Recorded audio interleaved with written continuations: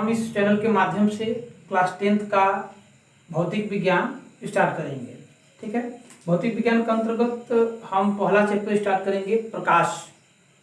तो प्रकाश के बारे में जानेंगे, प्रकाश होता क्या है, प्रकाश से संबंधित घटनाओं के बारे में, प्रकाश का परावर्तन, अपवर्तन, विवर्तन या अन्य उसकी जो भी क्रियाएं हैं उनके बारे में हम जानेंगे। प्रकाश का जो परावर्तन है वह गोलीय दर्पण के द्वारा, समतल के द्वारा, और अपवर्तन समतल के द्वारा और गोलीय पृष्ठों के द्वारा हम पढ़ेंगे। चैप्टर का नाम आपको जैसा कि यहाँ पर देखिए लिखा हुआ है कि प्रकाश का परावर्तन तथा अपवर्तन, यानी कि इस चैप्टर में हमको प्रकाश के बारे में जानना है और उसके बाद यह परावर्तन है और फिर क्या है, अपवर्तन है।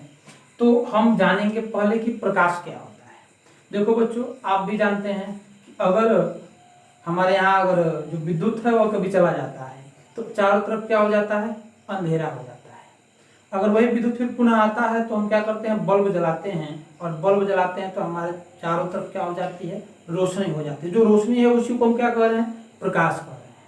अब चूंकि हम ये भी कह सकते हैं जो विद्युत है वह हमारा जो है प्रमुख स्रोत नहीं है प्रकाश का। सबसे बड़ा स्रोत जो है सूर्य है, सूर्य से ही प्रकाश हमें मिलता है। हम सबसे प्रमुख स्रोत के बारे में हम कह सकते हैं कौन है, वह सूर्य है।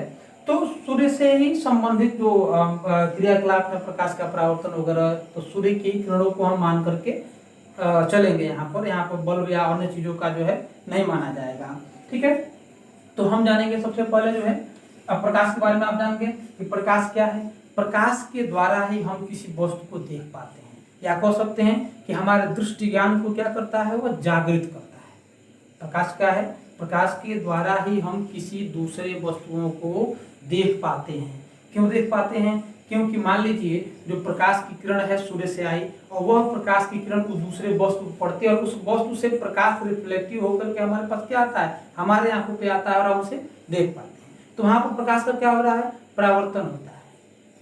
किसी भी वस्तु से हम कमरे में गए, कमरे में किसी गए तो हाँ मान लीजिए फर्नीचर का रखा गया है सामान या अन्य चीजें रखी गई हैं, तो हमारे आंखों पर से प्रकाश की किरण नहीं जाता है।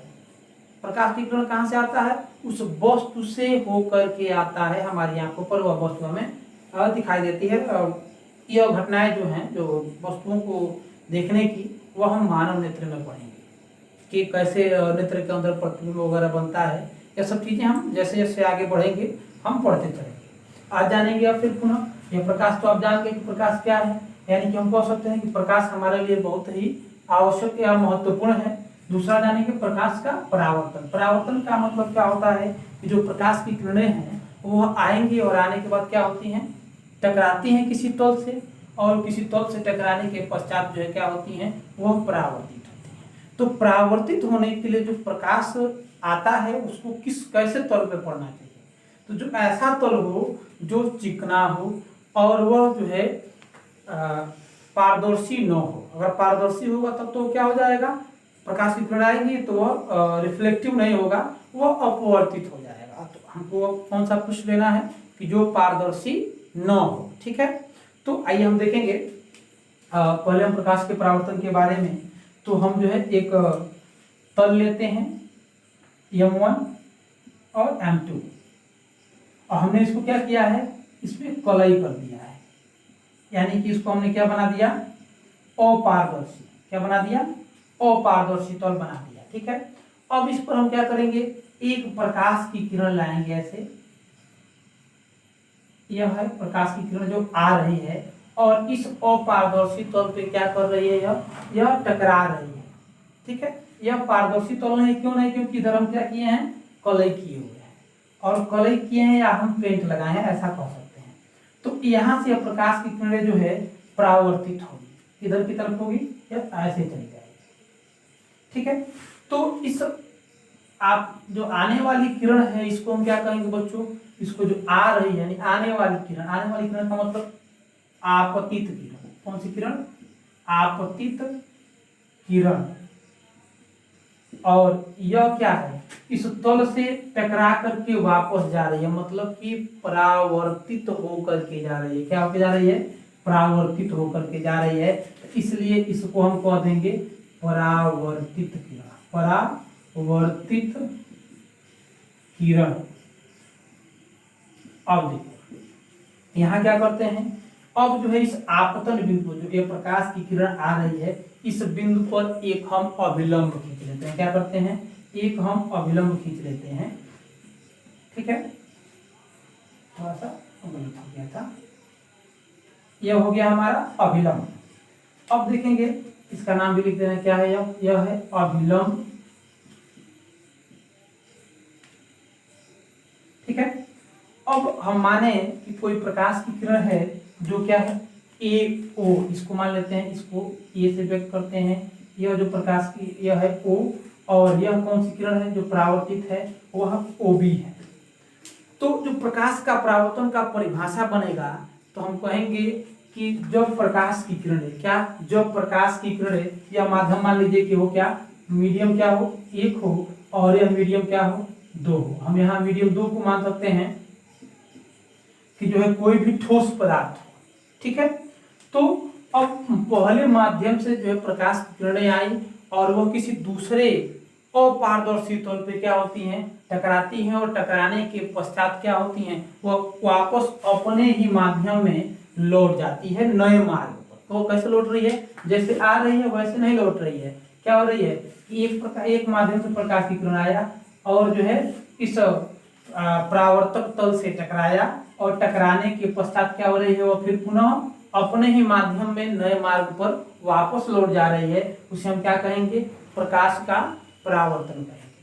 ठीक है बच्चों, फिर एक बार सुन लीजिए कि एक जो आपतित किरण यह है, आने वाली जो किरण है वह क्या है आपतित किरण है, और इस अपारदर्शी पृष्ठ से क्या हो रही है, टकरा रही है, और टकराने के पश्चात क्या हो रही है, यह जो है परावर्तित हो जा रही है, और परावर्तित होने के पश्चात जो है यह ओबी दिशा को चली जा रही है। जैसे आप देख सकते हैं कि आने वाले आपतित किरणों को हम व्यक्त कर सकते हैं एओ से, किससे एओ से, और जो परावर्तित किरण है उसको हम व्यक्त करते हैं किससे, व्यक्त कर सकते हैं यहाँ पर ओबी से। देखा है आप ओबी, और यह अभिलंब है तो अभिलंब को हम यन ओ यम से भी व्यक्त कर सकते हैं, यन ओ यम से भी व्यक्त कर सकते हैं, या डायरेक्ट यन ओ भी लिख देंगे तो कोई जो है इसमें भिन्नता नहीं आएगी, क्योंकि नीचे से तो हमें कुछ लेना नहीं है, हमें केवल ऊपर की तरफ को समझना है।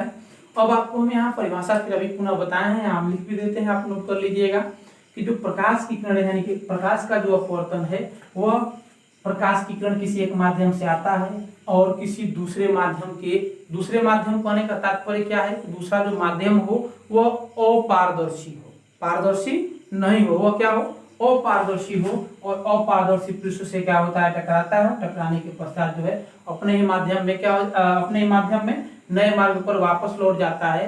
उसे हम क्या कहेंगे, प्रकाश का परावर्तन कहेंगे। अब हम यहाँ लिख दे रहे हैं प्रकाश के परावर्तन का परिभाषा, आप इसको देख लीजिएगा, यहाँ आप समझ लीजिए। चलिए देखो बच्चों, हमने यहाँ परिभाषा लिख दिया, क्या लिखे हैं कि जब प्रकाश की किरण क्या हो रही है, जब प्रकाश की किरण प्रकाश किसी एक माध्यम से, यहाँ केवल प्रकाश लिखा गया है, आप समझ लीजिए प्रकाश की तो कोई एक किरण है जो किसी एक माध्यम, पहले माध्यम से किसी एक माध्यम से चल करके क्या हो रही है दूसरे माध्यम, यानी कि यह दूसरे माध्यम के तल से टकराती है। ध्यान दीजिए बच्चों, यहाँ क्या लिखा गया है कि दूसरे माध्यम के तल से टकराती है, और टकराने के बाद यानी टकराने के पश्चात क्या हो रही है, पुनः अपने ही माध्यम में, यानी कि जिस माध्यम से वह आई है उसी माध्यम में क्या हो जा रही है, वापस अपने मार्ग पर क्या हो रही है, चली जा अपने नए मार्ग पर।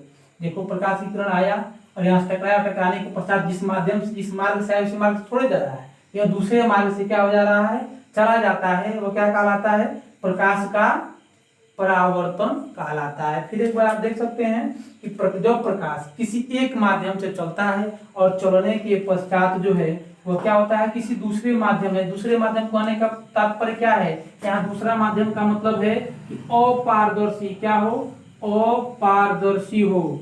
ठीक है, अपारदर्शी तल से टकराएगा, ये नहीं कि पारदर्शी तल से टकराएगा, पारदर्शी तल से टकराएगा तो इधर चला आएगा।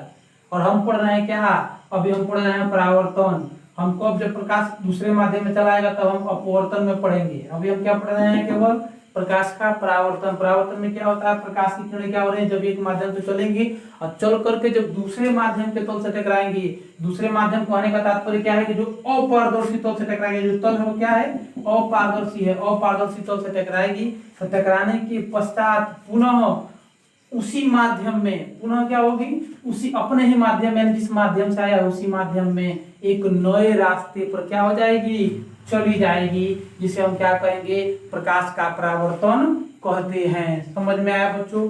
एक बार आप देख लीजिए, स्क्रीनशॉट ले लीजिए कि आपको लिखने के लिए क्या हो जाए, आसानी हो जाए। उसके बाद हम फिर पुनः आपको बताएंगे कि यह प्रकाश के परावर्तन का नियम क्या होता है या प्रकाश का परावर्तन कितना होता है। ठीक है बच्चों, इसको एक बार स्क्रीनशॉट ले लीजिए। चलो बच्चों, अब देखो हम जानेंगे कि जो परावर्तन होता है वह कितने प्रकार का होता है। परावर्तन जो है, केवल परावर्तन जो होता है, एक होता है नियमित और एक होता है विसरित। जो हम केवल परावर्तन को यहाँ से अगर जानना चाहें तो एक होता है नियमित परावर्तन, एक होता है विसरित परावर्तन। तो देखिए, नियमित परावर्तन का मतलब क्या होता है कि जब प्रकाश जो है किसी चिकने तल पर टकराएगी, किस तल पर टकराएगी, चिकने तल पर टकराएगी, ऐसे आएगी तो क्या हो जाएगी, फिर यह वापस चली जाएगी। मतलब जब कोई प्रकाश किसी चिकने तल पर टकराता है तो वह नियमित परावर्तन होगा। जैसे यहाँ भी आएगा इधर की तरफ जाएगा, यहाँ आएगा तो इधर की तरफ जाएगा। यह कहने का तात्पर्य क्या है कि जैसे किसी तल पे टकराता है तो टकराने के बाद वह एक ही रास्ते से सीधा जाएगा। अगर यह सीधे आया है तो क्या होगा, वह सीधे ही चला जाएगा। अगर यहाँ हम देखेंगे फिर एक बार पुनः, यह कोई जो है अपारदर्शी तल है और इस अपारदर्शी तल पर प्रकाश ऐसे आया, एक नहीं दो प्रकाश की किरणें आई, तो ये दोनों के दोनों क्या हो जाएंगी, इधर की तरफ परावर्तित हो जाएंगी। यह जो होगा वह नियमित परावर्तन होगा। और जो दूसरा होता है विसरित परावर्तन, तो विसरित परावर्तन का मतलब होता है कि जो दूसरा जो तल हो वह तल क्या हो, खुरदरा तल हो। ऐसे कोई तल हो तो हम जो है उसका परावर्तन जो दिखाएंगे, तो खुरदुरे तल पर जब प्रकाश की किरणें अगर ऐसे सीधी आकर पड़ रही हैं ऐसे, तो वह कोई परावर्तित होकर इधर जाएगा, कोई परावर्तित होकर इधर जाएगा। ठीक है बच्चों, समझ में आ रहा है? जैसे कहने का तात्पर्य, अगर खुरदुरे तल पे पड़ता है, खुरदुरा तल आप समझ रहे होंगे क्या होता है, यानी उबड़ खाबड़ जो तल हो, तो उबड़ खाबड़ तल पे प्रकाश की अगर किरण पड़ती है तो वह कैसे परावर्तित होगी, सीधे जाएगी, नहीं जा सकती है। वह जो है भिन्न भिन्न मार्गों में होकर के क्या हो जाएगी, वह चली जाएगी।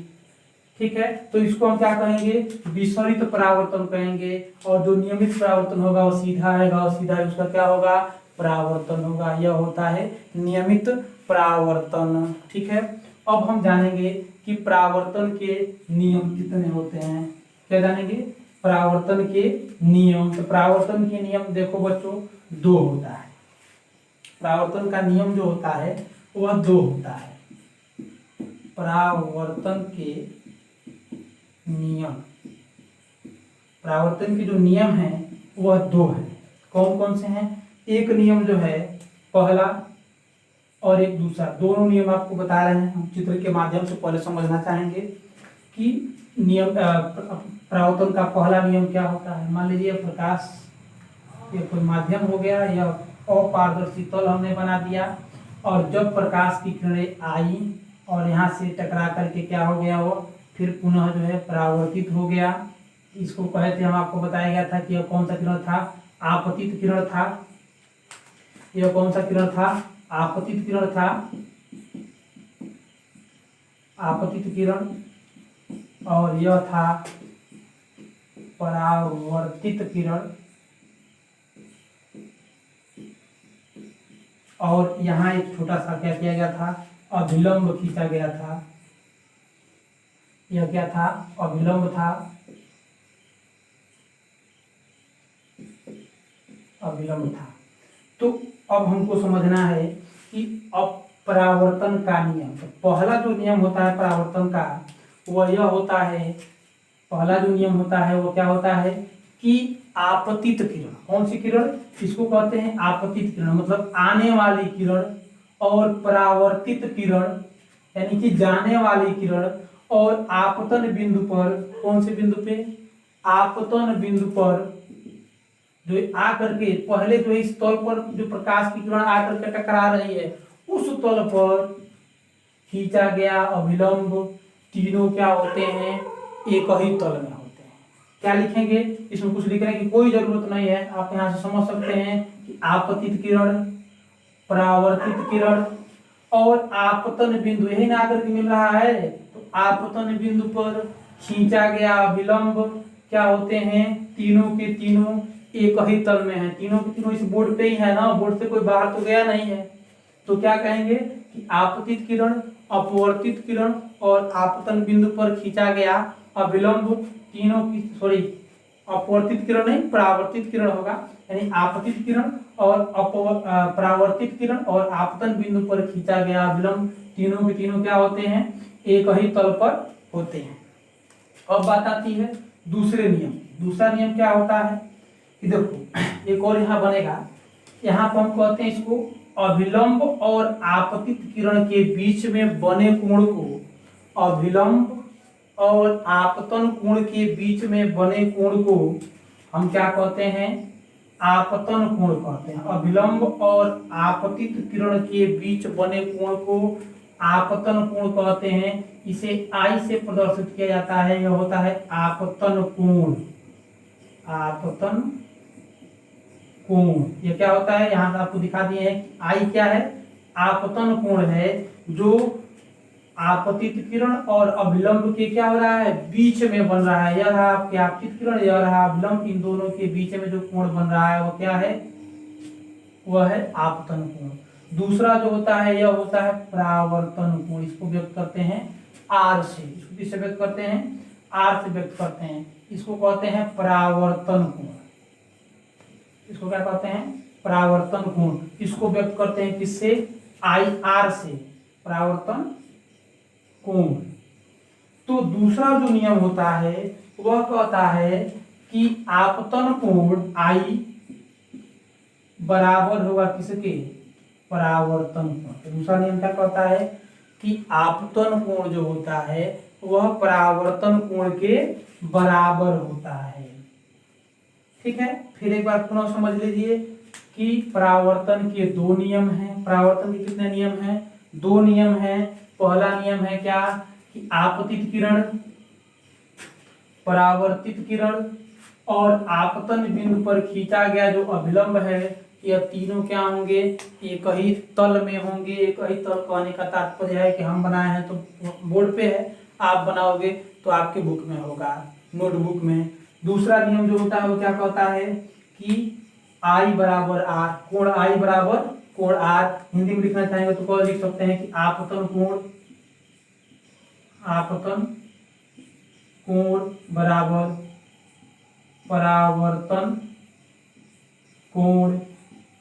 मतलब यह होगा कि आपतन कोण, तो हमको समझना हो कि आपतन कोण किसे कहते हैं। तो हमने आपको अभी बताया कि आपतित किरण और अभिलंब के बीच जो कोण बन रहा है, यहाँ देख रहे हैं, इसको I से व्यक्त किया गया है और यही क्या कहलाएगा, आपतन कोण कहलाएगा। ठीक उसी प्रकार परावर्तन कोण का मतलब क्या होगा कि जो आप परावर्तित किरण है और यह अभिलंब है, इन दोनों के बीच में जो कोण बन रहा है वो क्या कहलाएगा, परावर्तन कोण कहलाएगा। और ये दोनों क्या होंगे, आपस में बराबर होते हैं। यही कहता है दूसरा नियम, यानी कि कोण I और कोण R सदैव बराबर होंगे। कब, कि जब जो है प्रकाश की किरणें एक दूसरे के साथ परावर्तन के नियमों को क्या कर रही है, नियमों का पालन कर रही होगी, तो I और R हमेशा क्या होंगे, आपके बराबर रहेंगे। ठीक है बच्चों, यहाँ तक एक बार आप फिर पुनः देख लीजिए, समझ में आए, न समझ में आए तो आप कमेंट के माध्यम से हमें सूचित कर दीजिएगा। Thank you.